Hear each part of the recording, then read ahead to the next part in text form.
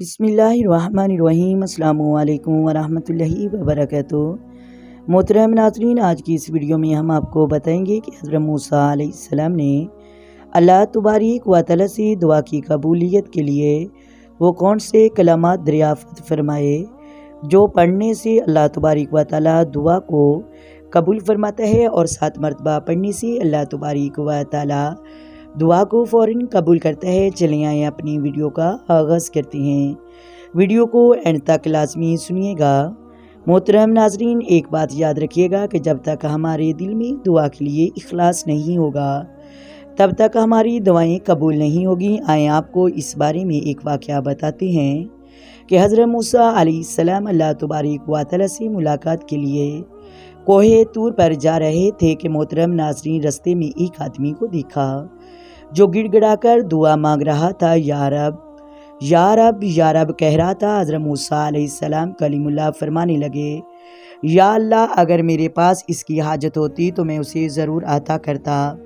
تو کلیم اللہ حضرت موسیٰ علیہ السلام کو اللہ تبارک و تعالیٰ نے ارشاد فرمایا، اے میرے کلیم، اگر میں تیرا رب ہوں تو میں اس کا بھی رب ہوں، اور میں تم سے زیادہ اس پہ رحم کرنے والا ہوں، اور وہ پکار تو مجھے رہا ہے لیکن اس کا دل اپنی بکریوں کے پاس ہے۔ میں کیوں کر اس کی دعا قبول کروں جب اس کا دل میری طرف مائل ہی نہیں۔ اور یاد رکھنا موسیٰ، میں اس وقت تک کسی بندے کی دعا کو قبول نہیں کرتا جب تک محترم ناظرین اس کا دل اللہ تبارک و تعالیٰ نے فرمایا میری طرف مائل نہ ہو۔ حضرت موسیٰ علیہ السلام نے جا کر اس شخص کو کہا، اے شخص، تیری دعا اس وجہ سے قبول نہیں ہو رہی کہ تو مانگ تو اللہ سے رہا ہے لیکن تو نے اپنا دل بکریوں میں لگایا ہے۔ اس طرح سارا دھیان بکریوں کی طرف ہے۔ جب اس شخص نے یہ بات سنی تو اس نے تائب ہو کر کہا، یا کلیم اللہ، بے شک میں اپنی بکریوں کی طرف خیال میں تھا، کہیں میری بکریاں بھیڑیا اٹھا کر نہ لے جائے۔ پھر اس نے اخلاص دل کے ساتھ دعا مانگی تو اللہ تبارک و تعالیٰ نے فوراً قبول فرمائی۔ حضرت موسیٰ علیہ السلام نے عرض کیا، یا اللہ، اب مجھے بھی کچھ ایسے الفاظ بتا جن کے پڑھنے سے میں بھی تیری بارگاہ میں قبولیت حاصل کر لوں۔ میں جو بھی دعا مانگوں تیری بارگاہ میں قبول ہو۔ تو اللہ تبارک و تعالیٰ نے فرمایا، موسیٰ، جب بھی تو دعا مانگے تو دعا کرنے سے پہلے میرے حبیب حضرت محمد صلی اللہ علیہ وآلہ وسلم پر درود پاک پڑھو۔ تو حضرت موسیٰ علیہ السلام نے محترم ناظرین کہا کہ یا اللہ، درود پاک پڑھنا ضروری ہے، یعنی عاجزی کے طور پر پوچھا۔ تو اللہ تبارک و تعالیٰ نے فرمایا کہ اے موسیٰ، یہ بات یاد رکھنا کہ اگر میں اپنے حبیب کو نہ بناتا تو اس کا نور پیدا نہ کرتا تو میں تجھے بھی پیدا نہیں کرتا، اور میں تجھے بھی نہ توریت عطا کرتا اور نہ ہی تجھے اپنا کلیم بناتا۔ حضرت موسیٰ علیہ السلام نے تہیہ کیا کہ میں ہر دعا میں آپ کے حبیب پر درود پڑھوں گا جب اللہ وہ کلمات بھی بتا دے جن کے پڑھنے سے میری دعا قبول ہو۔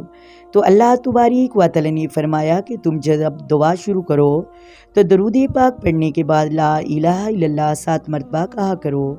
حضرت موسیٰ علیہ السلام کہنے لگے کہ یا اللہ، لا الہ الا اللہ تو سارے لوگ کہتے ہیں۔ تو اللہ تبارک و تعالیٰ نے فرمایا، اے موسیٰ، تمہیں یہ زبان پر ہلکے محسوس ہو رہی ہیں لیکن تمہیں اس کی قیمت کا نہیں پتہ۔ اگر میں زمین و آسمان کو ایک ترازو میں رکھ دوں، زمین و آسمان کی ساری برکات ایک پلڑے میں ڈال دوں، اور اس لا الہ الا اللہ کے جملے کو ایک پلڑے میں ڈال دوں، تو محترم ناظرین لا الہ الا اللہ والے جملے کا وزن زیادہ ہوگا۔ تو حضرت موسیٰ علیہ السلام نے تہیہ کیا کہ یا اللہ، میں ہر دعا میں تیرے حبیب پر درود بھی پڑھوں گا، اور میں دعا بھی لا الہ الا اللہ کے آغاز سے شروع کروں گا۔ تو محترم ناظرین، اس چھوٹی سی ویڈیو سے ہمیں یہ سبق حاصل کرنا چاہیے کہ ہم کتنے خوش نصیب ہیں جن سے اللہ تبارک و تعالیٰ نے اپنے حبیب کا امتی بھی بنایا ہے، ہمیں درود پاک پڑھنے والا بھی بنایا ہے، اور اپنا ایمان، اپنا پاکیزہ قرآن پاک بھی عطا فرمایا ہے۔ محترم ناظرین، کچھ لوگ ہوتے ہیں کہ وہ نماز کے بعد فوراً چلے جاتے ہیں، وہ دعا نہیں مانگتے۔ تو حضور نبی کریم صلی اللہ علیہ وآلہ وسلم کا فرمان ہے کہ جو شخص نماز کے بعد دعا نہ مانگے اس کی نماز اس کے منہ پر مار دی جاتی ہے، کیونکہ دعا نماز کا مغز ہے۔ حضرت ابو ہریرہ، حضرت ابوبکر صدیق، حضرت عمر رضی اللہ تعالی عنہما سے روایت ہے کہ نبی اکرم صلی اللہ علیہ وآلہ وسلم نے ارشاد فرمایا، جو شخص صبح اور شام کو، یعنی صبح تہجد کے وقت اور شام کا مطلب عشاء کے وقت گڑ گڑا کے رب سے دعا مانگتے ہیں، اللہ تبارک و تعالیٰ اس کی دعا قبول فرماتا ہے۔